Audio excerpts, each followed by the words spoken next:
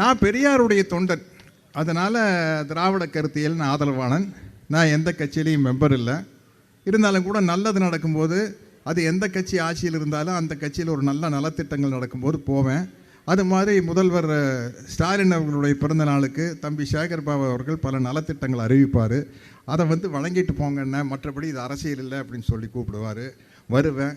வரும்போதும் கூட ஒரு தயக்கம் இருக்கும், என்னடா நம்ம ஆளுங்கட்சிக்கு போய் ஜால்ரா அடிக்கிறோமோ அப்படின்ட்டு. ஆனால் 5 வருஷமாக நான் சேகர் பாபு தம்பி கூப்பிட்டப்பெல்லாம் நான் வந்ததுக்கு காரணம் தலைவர் ஸ்டாலின் அவர்களுடைய செயல்பாடுகள் தான், அவருடைய வளர்ச்சி திட்டங்கள் தான், அவருடைய நலத்திட்டங்கள் தான். ஆளுங்கட்சியாக இருக்கும்போது தயங்கி தயங்கி வந்தேன்னா, இப்போ சொல்கிறேன், ஒரு திமுக அனுதாபியாக வந்துட்டு போன தம்பி, என்ன நல்ல நல்ல விஷயங்கள் எல்லாரும் பண்ணுறீங்க அப்படிங்கிறதுக்காக இப்போ சொல்கிறேன் தம்பி, நான் திமுக தான்.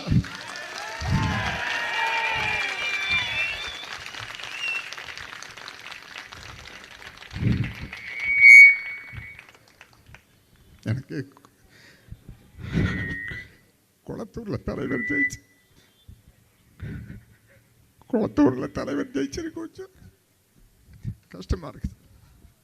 இல்லைனால ரொம்ப கிண்டலானால் நக்கல் பிடிச்சாள். என் சினிமாவில் பார்த்துருப்பீங்க. எல்லாத்தையும் விளையாட்டாக எடுத்துக்கினேன். இது எப்படி எடுத்துக்க முடியல. ஓகே, பட்டு தெரிந்துனா அத்தை புத்தி வரும். படுங்க படுங்க, பட்டு தெரிந்துங்க, அப்போ தான் புத்தி வரும். இப்பேற்பட்ட தலைவரை தோக்கடிச்சிருக்கிறோம். முதல்வருக்கு உதாரணமாக இருந்தவர் அண்ணா, கலைஞர் வழியில் ஸ்டாலின் அவர்கள். எந்தங்க ஒரு முதல்வர் பேசுகிற பேச்சாங்க இது? வாயில் நல்லா வருது, எனக்கு கொடுத்தா நல்லா வரும், நல்லா வரும், நல்லா வரும், எவ்வளோ வேணாலும் நல்லா வரும். என்னை உனி அந்த யாரோ இருக்கிறாங்களா அந்த இன்ஸ்டாகிராமில், என்னமோ அந்த வாரியர்ஸ் வெங்காயன்ட்டு அவங்கெல்லாம் திட்டுவாங்க. கவலையே பட மாட்டேன். இங்கே பிடுங்கி வீசிட்டு ஒன்றும் இல்லை, இங்கிருந்து பிடுங்கி வீசிட்டு போயிடும்.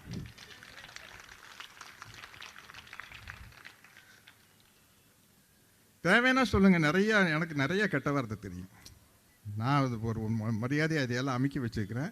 உங்களுக்கு ஏதாச்சும் தேவைன்னா என் இன்ஸ்டாகிராமில் லொட்டு ரோஸ்களெல்லாம் திட்டுவீங்க. உங்களுக்கு ஏதாச்சும் தேவைன்னா அது கொடுங்க, நான் நிறைய எடுத்து கொடுக்குறேன். அதனால் இந்த தமிழ்நாட்டை பொற்காலமாக மாற்றியது திராவிட மாடல் ஆட்சி தான்.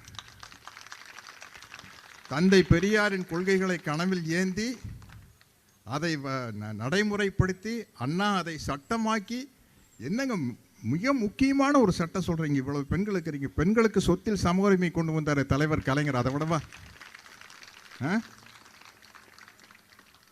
அவர் கொண்டு வந்த அந்த அத்தனை சட்டத்தையும் வழிநடத்தி முன்னாடி கொண்டு வந்தார் நம்மளோட தலைவர் ஸ்டாலின் அவர்கள். அதை விடவா ஒன்றும் இல்லை. இப்போ ஆட்சியில் இருக்கிறவங்களுக்கு நான் ஒரே ஒரு அட்வைஸ் பண்ணுறேன், நீங்கள் ஒன்றுமே பண்ண வேண்டாம்.